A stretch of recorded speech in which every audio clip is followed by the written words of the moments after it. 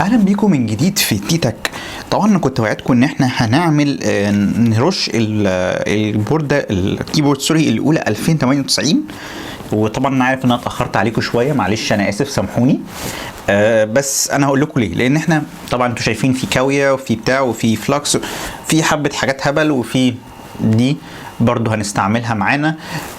ففي حاجات كتيره قوي عشان نفك الكيبورد دي، لان الكيبورد دي عشان تبقوا عارفين الزراير بتاعتها ما بتتخلعش. بمعنى ان انا لو جيت هنا كده وعايز اخلع ده، اخري هخلع الزرار نفسه، الكي كابس. فالكي كابس ما بتتخلعش. طيب هنعمل ايه عشان نحل المشكله دي؟ هتفك الكيبورد. طبعا احنا هنقفل الكيبورد قدامكم. طبعا انا عارف ان انا ما فكتش الكيبورد قدامكم، بس انا عشان انا كنت بحاول اجرب في ده قبل ما اعملها لايف، عشان ايه؟ اتاكد ان كل حاجه سليمه يعني، او كل حاجه هتشتغل كويس. بس فانتم محتاجين تفكوها، تفكوا الكيبورد نفسها. واحنا بنقفلها هتشوفوا هتتقفل ازاي والكلام ده كله، وتشيلوا الاسلاك. طبعا تخلي بالكم ان في اسلاك هنا في البورده، والبورده دي بتنور من تحت، فبيبقى فيه سلك هنا برضو. تخلي بالكم منه، ده السلك اللي بيبقى تحت بيبقى هنا، فبرضو ده تخلي بالكم منه برضو عشان ما يتقطعش.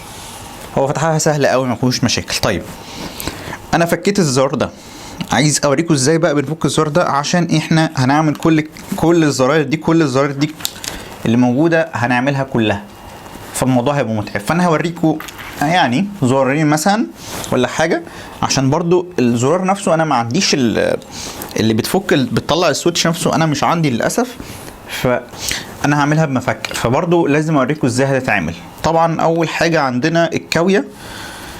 حاول دايما تبقى فاتح الشباك مثلا جنبك او حاجه زي كده، الهواء ده يطلع منه بتاع الفلكس، لان هو الدخان ده مش كويس عليك. فده انا بقول لكم اهو من الاول. هتيجي دي بتعمل كده، بتشد هواء يعني. هتيجوا تحطوا هنا، احنا عايزين نزوم شويه.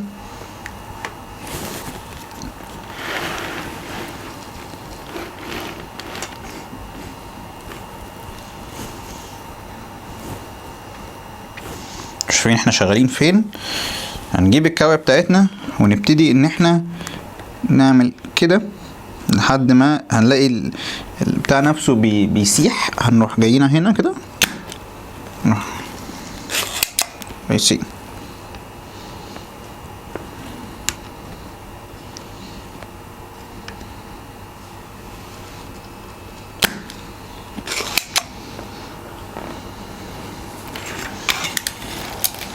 انا بحاول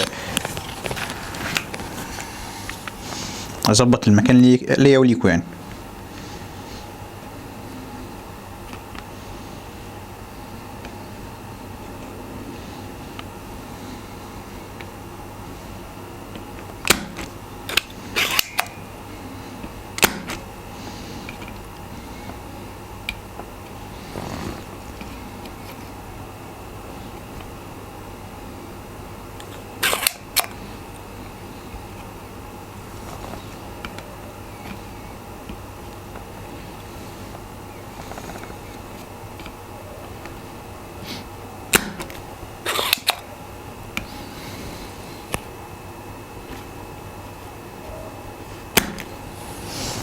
تمام، هنبتدي نشوف اذا كان الزرار نفسه بيتحرك ولا لا.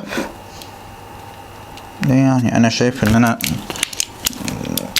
عملته. طبعا ما تنسوش تاخدوا صوره للكيبورد قبل ما تفكوا اي حاجه، عشان ايه يعني وانتوا بتركبوها تبقوا عارفين كل زرار مكانه فين، عشان محدش يتلخبط. تمام، هنيجي بقى هنا بالمفك. تمام كده كده تمام. شايفين هنيجي بالمفك وهنيجي عند الحته دي،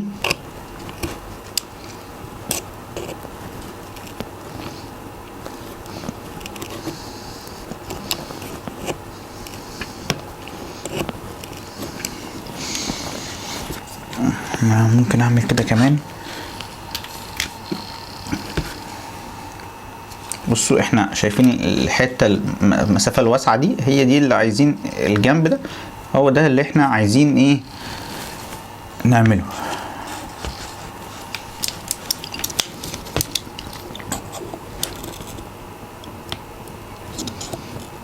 ابتدى يتشال معانا. تمام، نتأكد ان الناحية التانية الدنيا بتتشال برضو. تمام،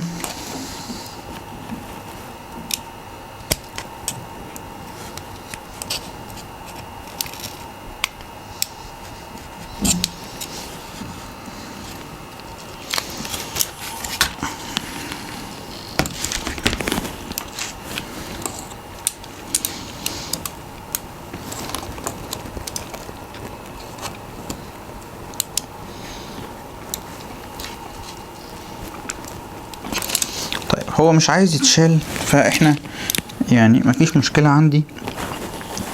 هنديله بقى ايه سنة تصدير.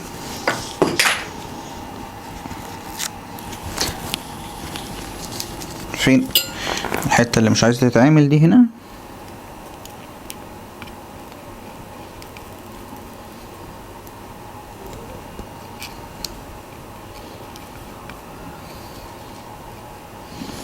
لان انا وجهة نظري ان الناحية التانية دي خلاص اتعملت. نروح جايين تاني.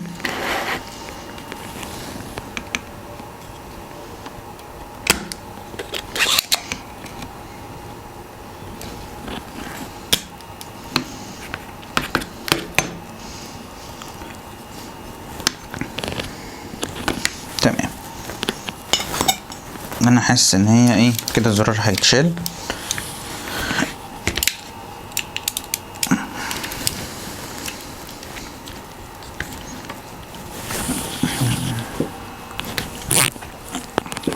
تمام،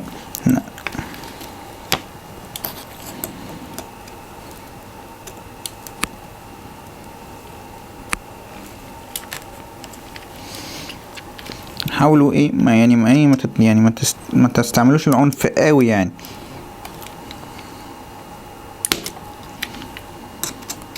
تحاولوش تعملوا الصوت ده. بس كده الزر اتشال.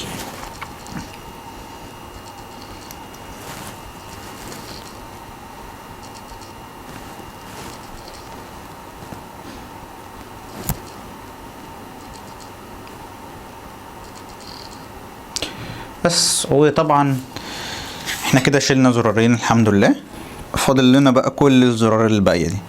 فطبعا انا هقفل الفيديو على كده وهكمل انا اشيلهم لحد ما نخلص وهرجع لكم تاني. طبعا زي ما انتم شايفين كده احنا لسه قدامنا كتير جدا. انا خلصت الصفين اللي فوق، يعني نص صف ونص يعتبر. ده تقريبا يعني اخد مني نص ساعة تقريبا. فيعني فاضل لنا ساعة ونص ساعتين مثلا عقبال ما اخلص البقية البتاع. بس انا كنت يعني انا ابتديت اصور دلوقتي عشان عايز اوريكم حاجة مهمة، عشان الناس لو عايزة تعرف. خلي بالكم دي طريقة ان انتوا تغيروا بيها السويتشات، ترشوا بيها ايا كان انت عايز تعمل بيها اي حاجة. لو كيبورد مش هات سواببل معناها ان السويتشز دي ما بتطلعش بسهوله، ما تطلعش من غير لحام ورا، تبقى محطوطه ليها مكان تتحط فيها بسهوله، تطلع منها بسهوله. ده الهات سواببل. دي مش هات سواببل، دي ملحومه ما بتتغيرش. بس احنا عشان عايزين نرشها فمضطرين ان احنا نعمل كده. بس نرجع بقى لدول الثلاث زراير. دول ازاي بيتفكوا؟ بكل بساطه بتشدها لفوق. نفس الكلام هنا. يعني دي سهلة، دي سهلة. تمام. لقيت اللي هناك دي صعبة، اللي في النص دي صعبة. طبعا ممكن ما تتعفاش عليها، تعمل حاجة بسيطة قوي.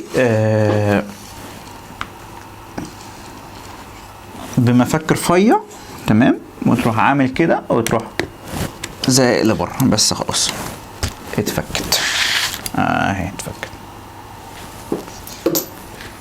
وانا طبعا هسيبكم اكمل طبعا، واجيلكم بعد ما نفك بعد ما نفك طبعا الكيبورد كلها هاجيلكم تاني ونكمل مع بعض.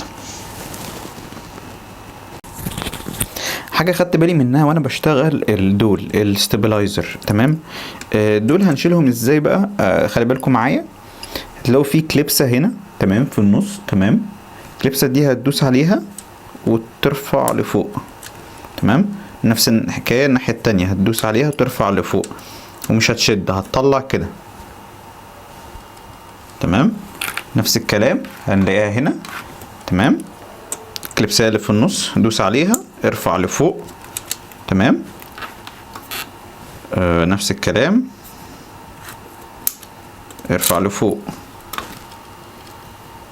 شد. مادام ليها مكان هنا طلعها كده على طول، ما تقلقش.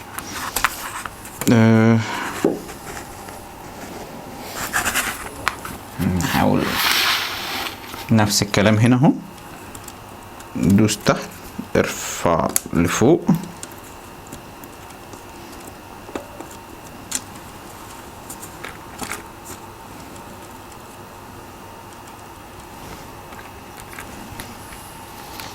احنا قربنا نخلص وهرجع لكم تاني بعد ما نخلص. احنا اخر حتة في الفيديو، تمام، او مش اخر حتة، اخر صف خالص عندنا ده انا هعمله قدامكم معاكم عشان تشوفوا الموضوع هل يا ترى بالنسبة لكم سهل ولا لا، لان الموضوع انا كان بالنسبة لي صعب شوية حبتين.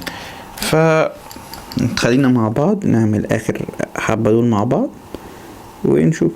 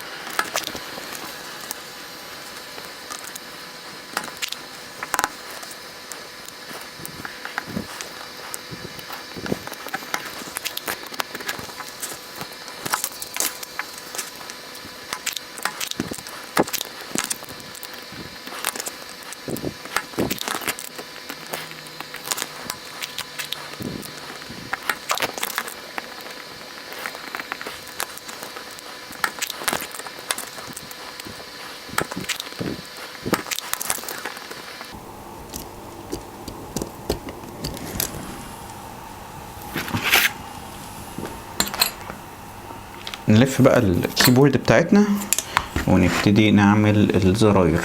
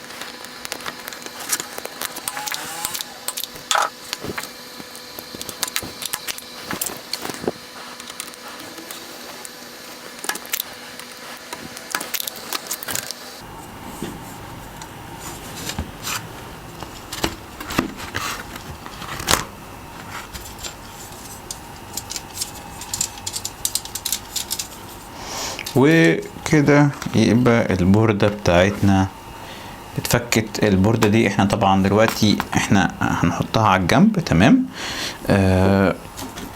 هنشيل بس الزراير اللي لسه هنا دي، تمام، لان احنا لسه عندنا خطوة كمان هنوريكم في الفيديو ده. الصنفرة. الصنفرة احنا مش هنصنفر جامد قوي زي ما انتم متخيلين.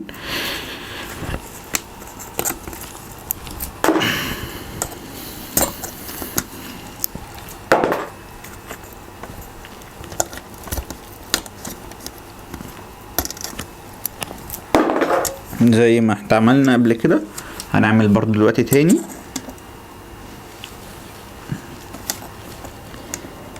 زقة ارفع لفوق، زقة ارفع لفوق.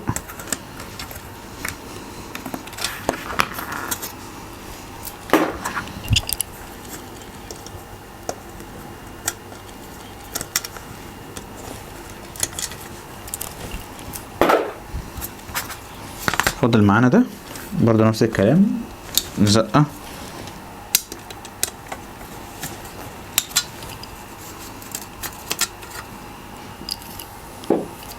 طبعا. كل انتوا سامعين صوت تخبيط طبعا، كل ده الحاجات اللي بتتخبط دي كل دي هتتغسل، ما عدا طبعا السويتشات.